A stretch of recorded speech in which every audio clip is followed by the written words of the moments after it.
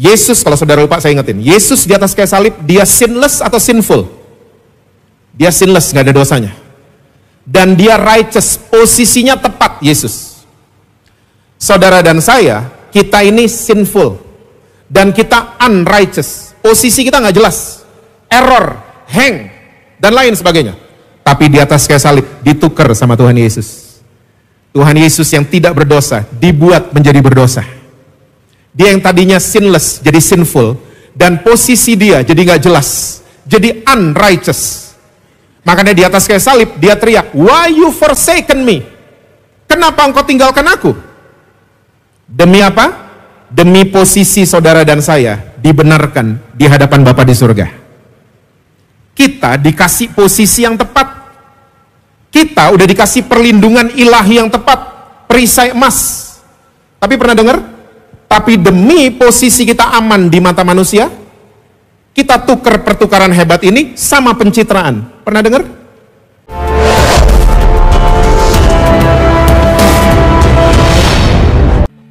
Kami sangat mengucap syukur. Kami punya Tuhan Yesus yang luar biasa. Punya Tuhan Yesus yang sayang sama kami. Menerima kami apa adanya. Bahkan kau mau mati buat setiap kami. Pada pagi hari ini di waktu yang singkat, mari bicara buat kami. Terobosi kami Tuhan, tegur kami, koreksi kami. Kami mau Tuhan mulai dari ruangan ini sampai kami meninggalkan ruangan ini. Kami mengalami perjumpaan pribadi dengan Tuhan Yesus. Kami perlu dituntun oleh firman-Mu. Kami perlu berjalan dengan sahabat kami setiap hari, yaitu Engkau sendiri. Mari Roh Kudus ambil alih. Pimpin setiap kami kepada segala kebenaran-Mu. Kami siap mendengar saat ini hanya di dalam satu nama yang berkuasa, yaitu nama Tuhan Yesus Kristus. Amin. Amin. Silakan duduk saudara. Saudara mau berdiri juga boleh. Boleh tepuk tangannya di extend buat tim praise and worship kita. Shalom saudara-saudara. Apa kabar semuanya? Semua masih baca Alkitab? Masih percaya Yesus? Jangan sampai enggak itu ya. Saya akan cerita sedikit sebagai seorang yang senang sekali membaca cerita-cerita perang. Saya bukan pengamat perang, tapi saya senang sekali membaca cerita-cerita soal perang. Di Alkitab cerita-cerita soal perang sangat interesting untuk dibaca, untuk dihafal, dan untuk dimengerti. Nah, untuk saudara yang masih mengingat pelajaran sejarah di Indonesia, waktu kita SD, perangnya Indonesia itu ada dua periode. Sebelum proklamasi dan sesudah proklamasi. Sebelum 17 Agustus 1945, perang Indonesia dibilangnya dengan perang merebut kemerdekaan. Tapi sesudah proklamasi, 17 Agustus 1945, perangnya Indonesia berubah namanya. Perang mempertahankan kemerdekaan. Bukan merebut lagi. Nah lucunya, waktu lagi perang merebut kemerdekaan, superstarsnya banyak. Kita kenal dengan istilah pahlawannya banyak. Ya, Diponegoro, Imam Bonjol, dan lain sebagainya. Tapi sesudah proklamasi, kalau saudara baca baik-baik, ternyata there is no more superstars. Karena rakyat Indonesia mulai sadar bahwa kita adalah bangsa yang merdeka, ya, tidak boleh ada lagi penjajah di bumi kita ini. Makanya waktu perang mempertahankan kemerdekaan, ya, itu saudara mungkin kalau masih ingat perang Ambarawa, Bandung Lautan Api, nggak ada superstarnya. Ya, rakyat Indonesia nggak perlu lagi dimotivasi, diajak untuk bertempur, tidak lagi. Karena semuanya mulai sadar kita bangsa yang merdeka. Nah, saudara, kita semua mesti tahu bahwa dalam kekristenan, Yesus sudah merebut kemerdekaan untuk saudara dan saya. Kita adalah orang-orang yang dimerdekakan oleh Tuhan Yesus. Nah, makanya perangnya orang Kristen hari ini bukan perang merebut, tapi perang mempertahankan. Saya mau ajak saudara-saudara di NDC, mulailah berdoa dari posisi merdeka. Berdoa dari posisi menang, bukan dari posisi kalah. Ya Pak, tapi saya lagi divonis sama dokter. Mulailah berdoa dari posisi sembuh. Percayalah, ribuan tahun lalu Yesus sudah menyembuhkan saudara dan saya. Makanya kita ini harus percaya, punya awareness bahwa kita adalah orang-orang yang merdeka. Nah, saya mau ajak saudara-saudara, kita lihat sama-sama kitab Efesus pasal yang ke-6. ayat yang ke-11, itu judul perikopnya perlengkapan rohani. Efesus 6 ayat yang ke-11. Kenakanlah seluruh perlengkapan senjata Allah, supaya kamu dapat apa saudara? Bertahan, bukan merebut, bukan menyerang. Bertahan melawan apa saudara? Tipu muslihat iblis. Perangnya orang Kristen perang defense, bukan disuruh offense. Kita nggak pernah disuruh nyerang siapapun, tidak. Kita disuruh bertahan. Melawan siapa? Tipu muslihat si iblis. Saudara mesti tahu, kerjaan iblis itu cuma satu, tapi dia lembur. Kita kerjaannya ada 2-3, makanya lembur. Pemain musik mesti ngulik 4-5 lagu, makanya lembur. Iblis kerjaannya cuma satu, tapi dia lembur. Dia pekerjaannya namanya adalah mendakwa saudara dan saya siang dan malam. Lembur kan dia? Wahyu 12. Ya, dia nggak pernah berhenti ngomong atau kasih kalimat di telinga saudara, kamu nggak pantas. Kamu nggak pantas. Kamu angkat tangan, ngaca dong. Kamu nyanyi lagu gereja, kamu nggak pantas. I know what you did last summer. Judul apa itu ya? Kamu pelayanan, ngaca dong. Kamu nggak pantas. Kamu nyanyi lagu gereja, kamu nggak pantas. Bayangin dia ngomong kayak gitu siang dan malam. Dia ngomong kayak gitu. No wonder, nggak heran banyak orang Kristen waktu diajak pelayanan, kita ngomongnya gini, saya belum bener, dia aja dulu. Pernah dengar? Atau sering ngomong kayak gitu? Istri saya aja dulu pak, ya suami saya aja dulu pak, saya nggak bener-bener amat. Waktu kita declare kita nggak bener, iblis tepuk tangan. Karena ini intentionnya iblis, pengen banget lihat saudara dan saya no progress, cuman jalan di tempat, lari di tempat, no progress, nggak ada kemajuan, nggak pernah ada pertumbuhan, nggak pernah ada perubahan. Dan hidup kita setiap hari cuman berdiri di tempat dan cuman noleh ke belakang, nonton film judulnya Kegagalanku. Feeling guilty, hidup dengan rasa bersalah. Iblis paling seneng gituin ciptaan Tuhan. Saya mau yakinkan saudara, there is no future in the past. Tidak ada masa depan di masa lalu. Jangan hidup di sana. Iblis paling senang lihat saudara dan saya hidup di masa lalu, ganti alamat. Kita ini sedang menuju ke masa depan yang penuh dengan keberhasilan bersama-sama dengan Tuhan Yesus. Nah, makanya kita ini disuruh bertahan. Nggak pernah disuruh nyerang siapapun, nggak pernah sama sekali. Rasul Paulus waktu dia masuk di kota namanya Efesus. Saudara bisa baca kisah ini di Kisah Rasul 19. Waktu dia masuk di kota Efesus, Rasul Paulus itu berhadapan dengan orang kuat di kota Efesus. Namanya Dewi Artemis. Nah, Rasul Paulus waktu masuk di kota tersebut, dia nggak nengking-nengking, enggak. Dia nggak berusaha merebut, enggak. Tapi dia bertahan. Bahasa Alkitabnya, dia taat sama Roh Kudus. Dia taat sama Roh Kudus. Nah, di dalam kota Efesus ada anak-anak imam Skewa, ceritanya begitu. Mereka niatnya baik, pengen bantuin Om Paulus, ya Rasul Paulus. Dan mereka mulai nengking-nengking antek-anteknya Artemis, ali-ali jampi dari Yahudi. Dan waktu mereka lagi nengking, roh jahatnya ngomong di kota Efesus. Dan kalimat yang keluar dari roh jahat terkenal sampai hari ini. Yesus saya kenal, Paulus saya tahu, elu siapa? Saya dulu waktu baca itu saya nggak ngerti. Sekarang saya dibukain pengertian. Kenapa roh jahat ngomong seperti itu? Setan ngomong kayak gitu. Yesus saya kenal, MDC saya tahu, elu siapa? Setan ngomong seperti itu karena setan merasa dirinya sama yang lagi nengkingin dia. That's why.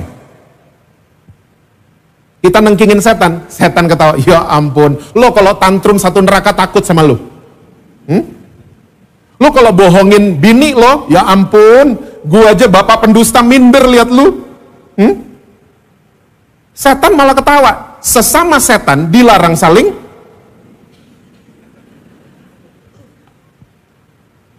Setan ketawa, makanya dia ngomong gitu, Yesus saya kenal, Paulus saya tahu, lo siapa? Perangnya orang Kristen adalah perang bertahan. Kita nggak pernah disuruh untuk menyerang siapapun. Tidak pernah. Nah, salah satu perlengkapan senjata Allah yang harus kita miliki, dan saya mau bahas buat saudara pada pagi hari ini. Ayat yang ke-16, yuk lihat sama-sama. Efesus 6, ayat yang ke-16. Dalam apa saudara? Segala, bukan sebagian ya. Dalam segala keadaan, pergunakanlah perisai iman. Sebab dengan perisai itu, kamu akan dapat memadamkan, apa saudara? Bukan sebagian ya. Semua panah api dari si jahat. Jadi salah satu senjata rohani yang harus kita miliki adalah perisai. Dan semua saudara pasti sudah tahu, perisai itu gunanya untuk defense, bukan untuk offense. Dan namanya adalah perisai iman. Jadi imannya saudara dan saya mesti di-guard, mesti dilindungi sama shield, sama perisai. Nah, saya mau ajak saudara-saudara melihat cerita dari Perjanjian Lama tentang perisai. Yuk kita buka sama-sama 1 Raja-Raja 14. 1 Raja-Raja 14, saudara masih ingat 1 Raja-Raja 14 di mana? Itu sebelum 1 Raja-Raja 15. 1 Raja-Raja 14 ayat 25 sampai 28. Saya mau cerita sedikit, mungkin semua saudara juga sudah tahu. Jadi waktu Salomo lengser, dia kasih kerajaannya ke anak-anaknya. Dan ternyata anak-anaknya pecah kongsi. Oke, Yerobeam ngambil yang north, utara, Rehabeam ngambil yang selatan. Dan ayat-ayat yang baru mau kita baca ini cerita tentang Rehabeam. Rehabeam itu menolak tim advisor dari bapaknya, dari Salomo. Dia menolak dinasehatin sama tua-tua. Dia membuat tim advisor yang baru, yang seumuran sama dia. Baru dia mau dengerin. Dan kalau saudara baca cerita soal Rehabeam, dia banyak mengambil keputusan yang salah di mata Tuhan. Nah, ayat-ayat cerita yang baru kita mau baca ini belum kalah. Tapi kita lihat apa yang terjadi sama Rehabeam. Oke? Saya bacain buat saudara ya. Tetapi pada tahun kelima, zaman Raja Rehabeam, majulah Sisak, Raja Mesir, menyerang Yerusalem. Ia merampas barang-barang perbendaharaan rumah Tuhan, dan barang-barang perbendaharaan rumah raja. Semuanya dirampasnya. Ia merampas juga segala apa saudara? Perisai emas yang dibuat Salomo. Detailnya ada 300 perisai emas. Satu perisai emas itu mahalnya luar biasa kalau di-convert ke rupiah. Oke? Ayat 27, sebagai gantinya, Raja Rehabeam membuat perisai-perisai tembaga dan dipercayakannya kepada pemimpin-pemimpin bentara yang menjaga pintu istana raja. Setiap kali raja masuk ke rumah Tuhan, bentara-bentara membawa masuk perisai-perisai itu, dan mereka pula mengembalikannya ke kamar jaga para bentara. Jadi Israel diserang sama Mesir, dari zaman Saul, sebelum Saul juga, musuhnya Israel itu kalau menyerang Israel, yang mereka datengin duluan adalah rumah Tuhan, bait Allah. Karena musuhnya Israel dari dulu itu punya paradigma, kalau Israel mulai berdoa di bait Allah, kita selalu kalah. Jadi kalau nyerang mereka, itu barang-barang di bait Allah, ambil dulu, curi dulu semuanya. Nah, in this case, mereka masuk ke rumah Tuhan, dan rumah raja, ya Raja Sisak dari Mesir, dia mengambil perisai emas buatan Salomo. Belum kalah. Tapi karena Rehabeam tidak mau kehilangan citra depan rakyatnya, dia nggak mau kehilangan pamor depan rakyatnya. Dia ganti ini perisai emas sama perisai apa tadi? Tembaga, perunggu. Bahasa Inggrisnya bronze. Mata manusia yang tidak terlatih akan sulit membedakan emas dan perunggu. Boleh fotonya ditayangin? Mata manusia yang tidak terlatih akan sulit membedakan mana emas, mana perunggu. Kalau dijejerin, baru kita bisa membedakan mana emas, mana perunggu. Saya punya teman, mantan atlet. Saya waktu datang ke rumahnya, di ruang tamunya ada medali perunggu. Saya bilang sama dia, lo dapat medali emas kapan nih? Dia cuman ketawa, Jess, itu perunggu. Yang emas gue ada di kamar, dia simpannya di kamar, dikeluarin. Waktu dijejerin, baru kelihatan bedanya. Saya mau tanya, yang saudara lihat di layar apa? Ini perunggu, bukan emas. See? For untrained eyes, mata yang tidak terlatih, ya akan sulit membedakan emas dan perunggu. Rehabeam, karena dia nggak mau kehilangan pamor, dia ganti perisai emas dengan perisai perunggu. Rehabeam mulai terjebak dengan gaya hidup yang namanya adalah pencitraan, pura-pura, pretending, main sandiwara. Dan pura-pura sampai hari ini masih banyak terjadi di antara orang Kristen. Di NDC nggak ada. Orang Kristen kalau pura-pura, kita paling jago. Kita paling jago. Kita kalau disuruh pretending, main sandiwara, kita paling jago. Kita juara kelas di mana-mana. Ingat baik-baik, kata emas di Alkitab adalah perlindungan Tuhan yang sempurna. Kata emas di Alkitab punya pengertian righteousness. Bahasa Indonesianya posisi, bukan kebenaran ya. Alkitab bahasa Indonesia agak salah itu. Ya, kebenaran itu truth. Tapi righteousness, bahasa Yunaninya dekayu, bahasa Inggrisnya jurisdiction. Bahasa Indonesianya posisi yang tepat. Oke? Nah, Tuhan itu udah kasih perisai emas perlindungan yang sempurna buat saudara dan saya. Tapi karena harus pura-pura, kita ganti sama perisai perunggu. Serupa tapi tak sama. Emas melambangkan keaslian. Perunggu melambangkan kepalsuan. Mirip tapi nggak sama. Perunggu melambangkan beda level sama emas. Kemunduran, fake, dan seterusnya. Ada 2 poin yang saya mau bagikan buat saudara dengan cepat. Kalau kita rajin pura-pura, yang pertama, kita akan kehilangan posisi di depan Bapa di surga. Saudara masih ingat di atas kayu salib terjadi pertukaran hebat? The greatest trading that ever happened to the humankind. Yesus, kalau saudara lupa saya ingetin, Yesus di atas kayu salib, dia sinless atau sinful? Dia sinless, gak ada dosanya. Dan dia righteous, posisinya tepat Yesus. Saudara dan saya, kita ini sinful. Dan kita unrighteous. Posisi kita gak jelas. Error, hang, dan lain sebagainya. Tapi di atas kayu salib, ditukar sama Tuhan Yesus. Tuhan Yesus yang tidak berdosa, dibuat menjadi berdosa. Dia yang tadinya sinless, jadi sinful. Dan posisi dia jadi gak jelas. Jadi unrighteous. Makanya di atas kayu salib dia teriak, "Why you forsaken me?" Kenapa engkau tinggalkan aku? Demi apa? Demi posisi saudara dan saya dibenarkan di hadapan Bapa di surga. Kita dikasih posisi yang tepat. Kita udah dikasih perlindungan ilahi yang tepat, perisai emas. Tapi pernah dengar? Tapi demi posisi kita aman di mata manusia, kita tukar pertukaran hebat ini sama pencitraan. Pernah dengar? Kita main di NDC nggak ada soalnya, makanya saudara kelihatan bingung. Demi aman posisi kita depan teman-teman gereja, depan teman-teman kor, ya, depan teman kantor, kita tukar nih the greatest trading sama pencitraan. Serupa sih, tapi udah nggak sama. Kita jadi palsu dan kita jagoan gini-ginian. Nyasar itu normal. Tapi kalau nyasar terus main sandiwara, ini yang celaka. Orang Kristen nyasar normal, saya pun bisa nyasar. Tapi kalau nyasar, bilang sama Tuhan Yesus, please Sherlock. Balik ke jalan yang sesungguhnya, balik ke jalan yang benar, balik ke posisi yang tepat, balik ke posisi merdeka. Karena orang kalau pura-pura, dia nggak merdeka hidupnya. Betul apa betul?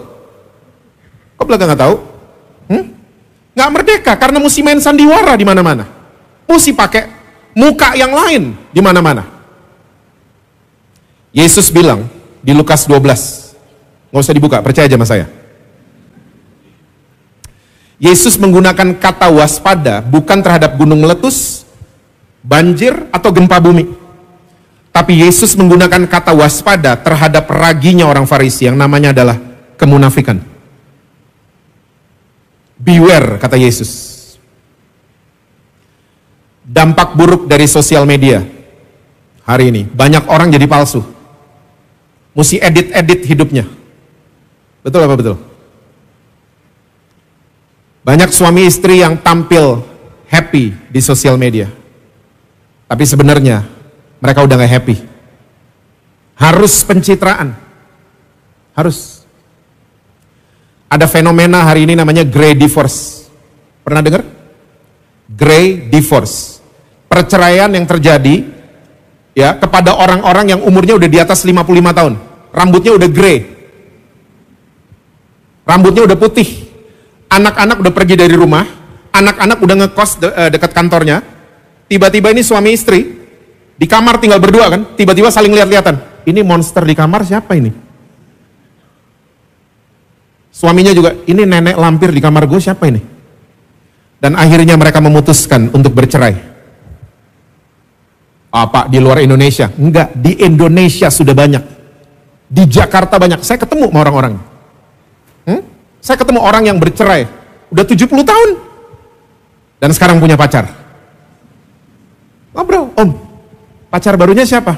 Ada. Anak muda? Bukanlah. Aku kan bukan gula aren daddy. Indonesia sedikit lah, ha? Jadi pacarnya Om umur berapa? Beda setahun sama Om, 69. Really? Saya tanya, pacarannya ngapain Om? Seriously, saya mau tahu. Beda mana anak muda, dia bilang. Beda. Iya Om, ngapain? Saya pengen tahu. Dia jawab cuma satu kata. Dan satu kata yang keluar dari mulutnya membuat saya berpikir berminggu-minggu. Dia jawabannya gini, ngobrol. Wow. Banyak hari ini orang masuk dalam relationship, tapi palsu. Mereka udah gak deket sebenarnya. Makanya yang masih single, agenda pacaran tuh ngobrol. Ngobrol tuh tukar pikiran dan tukar perasaan, bukan tukeran info. Tadi saya nonton F1, tadi saya nonton sore, tadi saya gini, saya makan di situ, tadi saya ngopi di situ, itu tukeran info. Ngobrol yang deep talk itu tuker perasaan, karena wanita pakai perasaan, dan tuker pikiran, karena pria pakai pikiran. Banyak istri kan, kamu ngerasain nggak? Enggak. Kalau nggak dikasih tahu, saya nggak tahu. Banyak suami juga gitu kan, kamu mikir nggak? Istrinya, enggak. Kalau nggak dikasih tahu, ya kita nggak tahu. Makanya ngobrol. Agenda pacaran ngobrol, bukan check-in. Susah aminnya nih.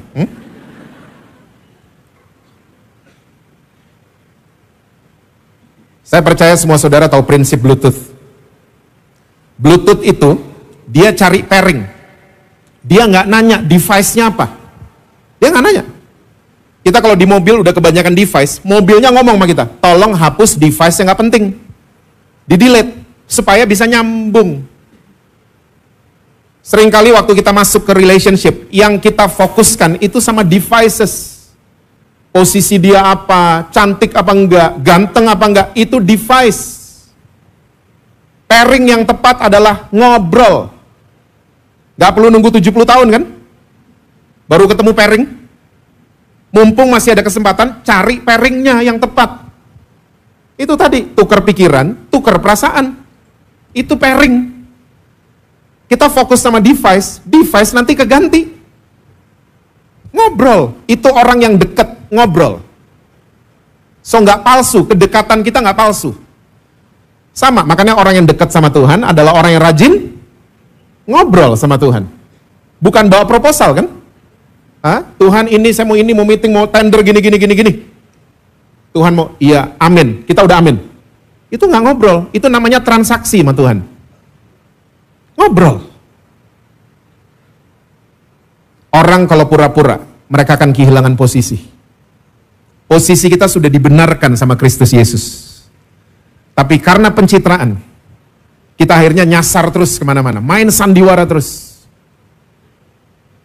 Yang kedua, orang kalau banyak pretending, banyak pura-pura, mereka akan disconnect sama dirinya sendiri. Mereka akan terputus sama dirinya sendiri. Tragedi terbesar manusia adalah terputus dengan diri sendiri. Kita nggak kenal jati diri kita. Saya kasih contoh. Saya di depan NDC hari ini, saya dilihat sama saudara Pastor Jesse Lantang. Tapi sampai di rumah, saya bukan pastor. Sampai di rumah, I'm a normal husband and a normal daddy. Sampai di rumah. Saya belajar gini-ginian. Saya sampai di rumah nggak ketemu anak saya pangeran gitu. Ya, halo Dad, halo Pangeran Shikatara Labada Shandada. Saya nggak gitu kan di rumah. Saya pakai bahasa manusia, bukan bahasa roh. Istri saya mau peluk saya, shh, baca dulu Matius 7. Saya nggak gitu-gitu di rumah. I'm a normal dad. I'm a normal husband. Banyak orang harus bersembunyi di balik profesinya. Mereka pikir profesi mereka tuh jati diri mereka. Be careful. Banyak musisi bunuh diri saat lagi tidak tur. Banyak. Karena waktu mereka pulang ke rumah, istri dan anak mereka menyambut mereka bukan histeris. Penonton lihat dia histeris. Istri nyambut dia di rumah dengan tagihan. Anak-anak nyambut dia dengan real life. Dad, besok anterin aku sekolah ya. Dad, besok jemput aku ya. Nah, banyak musisi itu nggak tahan waktu di rumah aja. Makanya banyak yang bunuh diri. John Bonham-nya Led Zeppelin, Steve Clark-nya Def Leppard, Keith Moon-nya The Who. Oh, saudara nggak tahu gini-ginian ya? Saudara Hillsong banget mukanya. Itu musisi-musisi itu. Terkenal, ganteng, masih muda, kaya raya. Bunuh diri. Disconnect sama dirinya. Karena bersembunyi di balik profesinya. Saya nggak pernah lupa teman baik saya. Dia cerita di akunnya. Ada seorang anak. Ya, papanya gembala gereja. Dan ini anak seneng banget ke gereja ikut papanya. Dan sampai jemaatnya bingung lihat anak ini. Nak, kamu pinter banget. Ya, umur segini udah rajin ke gereja. Iya, aku rajin karena papa kalau di gereja baik. Di rumah dia beda. Seringkali tanpa kita sadari, kita tampil dimanapun, kita pura-pura. Kita harus pencitraan dan keterusan pencitraan. Saya baru melewati masa yang sulit dengan anak saya yang nomor 2. Saya nggak pernah malu cerita gini-ginian. Jangan saudara pikir anak pendeta, wah anaknya bagus semua, baik-baik. No, mereka anak normal. Anak saya yang nomor 2 namanya Pangeran. Saya punya 2 anak, puji Tuhan dua-duanya ranking 2. Satu dari atas, nggak usah diterusin, nggak tega. Anak saya yang pertama Angel, dia otak kirinya kuat dan dia IQ-nya tinggi. Saya pengen Pangeran adeknya sama dengan kakaknya. I was wrong. I was totally wrong. Makanya kita ribut terus. Pangeran ternyata otak kanannya yang kuat. Bukan otak kirinya. Makanya dia ranking 2 dari bawah. Dan dia bukan IQ-nya yang kuat, tapi EQ-nya yang kuat. Oh, dia sangat people oriented. Saya yakin kalau saudara ketemu dia, saudara akan diservis abis. Dia akan pastikan saudara makan dan minum on time, dan dia akan pastikan saudara diantar jemput. Itu Pangeran. Kalau ada acara di rumah, dia hilang. Kita udah tahu dia kemana. Dia ke depan, dia pastikan hansip, security, driver, semuanya makan. Beda sama kakaknya. Kakaknya yang ngitung di dalam, ini makanan masih cukup nggak? Itu kakaknya. Saya satu kali ada di luar Indonesia. Saya sudah bertekad nggak mau beliin Pangeran oleh-oleh. Tuhan tegur saya. Tuhan bertanya sama saya, Jess, menurut kamu orang tuanya Adam dan Hawa itu siapa? Tuhan kalau ngasih pertanyaan ngeri-ngeri loh. Saya bilang, siapa ya Tuhan? Saya nggak ngerti. Saya cuma tahu Adam dan Hawa adalah suami istri paling bahagia di dunia karena nggak punya mertua.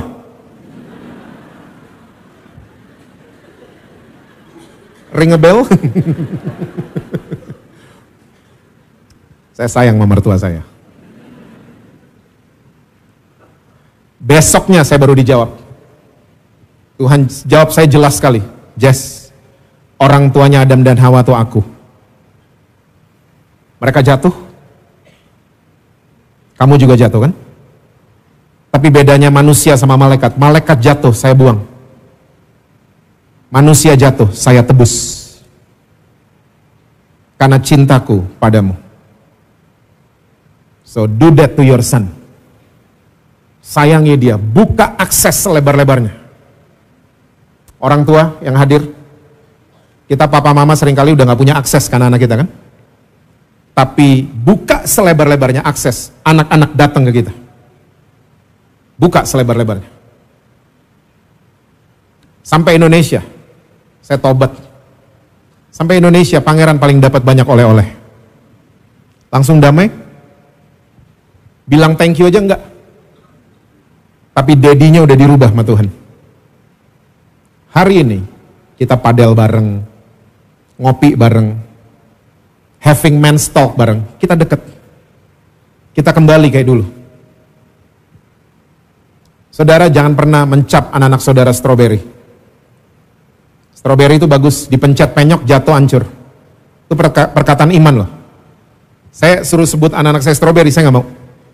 Anak-anak saudara dan saya adalah anak-anak yang sehat, dicintai Tuhan, dan punya masa depan yang luar biasa. Stop pretending. Jangan sampai profesi kita akhirnya menghancurkan, disconnect kita dengan orang-orang yang kita kasihi. Dengan orang-orang yang kita dekat sama mereka. Perisai iman. Itu ditulis sama Rasul Paulus. Yuk lihat sama-sama. 2 Korintus 5 ayat yang ke-21. 2 Korintus 5